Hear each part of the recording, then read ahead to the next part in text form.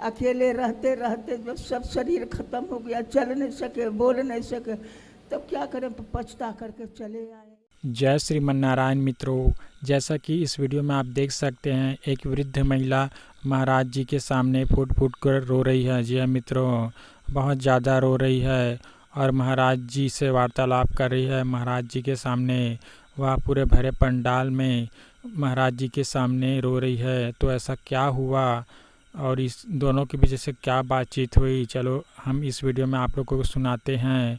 यह महिला महाराज जी को आग्रह करती है और वह बहुत ज़्यादा दुखी भी लगती है और महाराज जी इनकी बात सुनकर ही बहुत ज़्यादा भावुक हो जाते हैं। इस वृद्ध महिला को ऐसा क्या दुख पड़ गया कि वह महाराज जी के सामने रोने लगी। आप तो जानते हैं दोस्तों, अनिरुद्धाचार्य महाराज जी वृद्ध महिलाओं की सेवा करते हैं और उसके आश्रम में बहुत सारे वृद्ध माताओं रहती है। तो चलिए इन दोनों का वार्तालाप को सुनाते हैं और इस वृद्ध महिला को क्या ऐसा दुख पड़ गया। तो चलिए इस वीडियो को स्टार्ट करते हैं। हाँ, मेरी माताएं रहती हैं, 260 माताएं हैं जिनमें से आज मैं आपको एक माँ का दर्शन कराने जा रहा हूँ। मैया कैसी है मेरी माँ? अच्छी। कहाँ से आई हैं? बिहार से। आप तो अभी ये हमारी माँ पहले यहाँ रहती थी गौरी गोपाल आश्रम में, और फिर बीच में ये घर चली गई थी और अभी 5-8 दिन पहले, हफ्ते भर पहले फिर आई हैं। तो मैया आप जब चली गई थी तो क्यों आना पड़ा फिर से आपको वापस? माया मोह में, बाल बच्चा के माया मोह में चले गए कि अपना आएगा, अपना घर द्वार है, परिवार है, रहेंगे वहाँ, लेकिन नहीं अपना आशा देखते देखते अकेले रहते रहते जब सब शरीर खत्म हो गया, चल नहीं सके, बोल नहीं सके, तब क्या करें, पछता करके चले आए हैं। 1 साल पर आए हैं। 1 साल में आए हैं। पहले भी आप यहाँ थी ना? 8 महीना। पहले आप यहाँ 8 महीने रह गई थी। पहले मैया यहाँ 8 महीना थी, फिर घर में बच्चों की याद आई कि बच्चे आप अपना लेंगे, शायद आप प्यार करेंगे, लेकिन माँ गई और घर में कोई बातचीत भी मैया कह रही है, कोई इतना जो एक माँ को अधिकार चाहिए ना बच्चों से, ये मेरा बेटा है, ये मेरी माँ है, इसलिए समय निकाल के माँ के पाँव दबाया करो। बहुत व्यस्त जीवन है आपका, फिर भी माँ के चरणों में 5 मिनट के लिए बैठा करो। बताओ क्या बच्चों को ये धर्म नहीं है कि अपनी माँ से हाल चाल पूछे, माँ कैसी हो, क्या बैठ के चरण दबाएं, क्या ये धर्म नहीं है? मैं रोज जाता हूँ, जब से मैया आई हैं मैं व्यस्त रहता हूँ, पर फिर भी मैं मैया के चरण दबाने जाता हूँ। पूछ लीजिए आप, जो मेरे से बनता है मैं करता हूँ। ये सेवा इनके बेटों को करना चाहिए था। मैया क्या कहा बेटे ने? कुछ नहीं कहा, हम अकेले रहते थे, वो देखने भी नहीं आता कि तो आप आप रोटी वोटी आप ही बना के खाती थी? जब तक मेरी माँ मेरे पास थी ना, मैंने कभी माँ को बनाने नहीं दिया। यहाँ मेरी कोई माँ भोजन नहीं बनाती, सबको बना बनाया मिलता है। और खुद की औलादें देखो अलग रसोई देती हैं, तुम बनाओ। कहाँ बनाएगी ये बूढ़ी माँ? चल नहीं पाती अच्छे से, शरीर में ताकत नहीं है, कहाँ बना के खाएंगी ये माँ? शर्म आनी चाहिए ऐसे बच्चों को।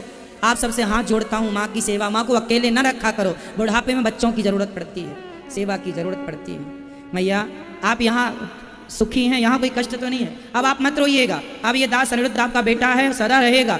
मैं पहले भी बोला था मैं आपका बेटा हूँ। आप ही इस बेटे को छोड़ के चली गई तो क्या करूँ मैं? आप ही चली गई, मैंने तो कहा ही नहीं था कि आप जाइए। नहीं, आप नहीं कहे थे जाने के लिए। मैंने नहीं बोला था। मैया क्यों जा रहे हैं? मैया जा रही थी तो मैंने रोका था, मैया क्यों जा रही हो? ये मेरी प्यारी माँ है, मैंने रोका था मैया मत जाओ, पर मैया गई कि चलो बच्चों का प्यार मिलेगा, पर आई हैं। मैया आप यहाँ आई हैं, आपको पहले और अभी आपको यहाँ रहने को कोई पैसे तो नहीं लिए गए? कोई चार्ज तो नहीं लगा आपका? पहले भी मैया यहाँ रही थी तो भी 1 रुपये नहीं लिया गया, और अभी भी आप आई हैं तो इनसे 1 रुपये नहीं लिया गया। यहाँ माँओं का केवल आशीर्वाद लिया जाता है। ये दास स्वयं चरण दबाता है माँओं के, और जो बनता है मैं सेवा करता हूँ। मेरी कोई माँ दुखी नहीं है। शारीरिक दुख हो वो अलग विषय है कि बुढ़ापे का दुख तो होगा, बाकी मेरी तरफ से मैया कोई तकलीफ है? आप बताइए, इतने दिन आप पहले भी थी, क्या कोई माँ को तकलीफ है यहाँ? आपको कोई तकलीफ है? नहीं, बढ़िया थे, स्वस्थ थे, जैसे आए थे।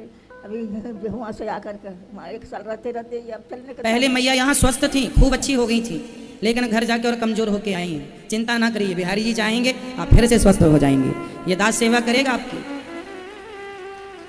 कमजोर हो गई है मैया हमारी, 1 भी रुपये नहीं लिया जाता इन माँओं से। ईश्वर साक्षी है मेरी माँ, मैं आपको साक्षी कह रहा हूँ, आप साक्षी हैं, पर मेरे वचनों के साक्षी मेरे गोविंद हैं कि नमाज से मैं 1 रुपये नहीं लेता, और जितना बनता है श्रद्धा से, जैसे मैं अपनी माँ से प्यार करता हूँ, जिस माँ ने मुझे जन्म दिया, वही प्यार मैं माँ से करता हूँ। छाती फाड़ के दिखा नहीं सकता। बस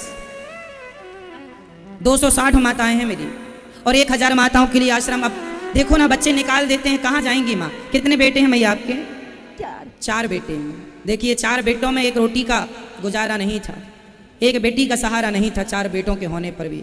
4 बेटे भी एक एक रोटी देते तो 4 रोटियां हो जाती, लेकिन एक एक रोटी ना दे पाए। इसलिए ये दास सेवा करता है। बड़ा आश्रम बनने जा रहा है सामने, आपसे बस इतनी प्रार्थना है, एक कमरा बनवा के आप भेंट कर सकते हैं इन माओं के लिए। यदि आप लायक हैं तो एक कमरा दे के इन माओं की सेवा कीजिए। यदि एक कमरा नहीं तो एक कमरे की छत डलवा सकते हैं, या फिर आप एक माँ का जीवन भर सहारा बन सकते हैं। एक माँ को रोटी दे करके जीवन भर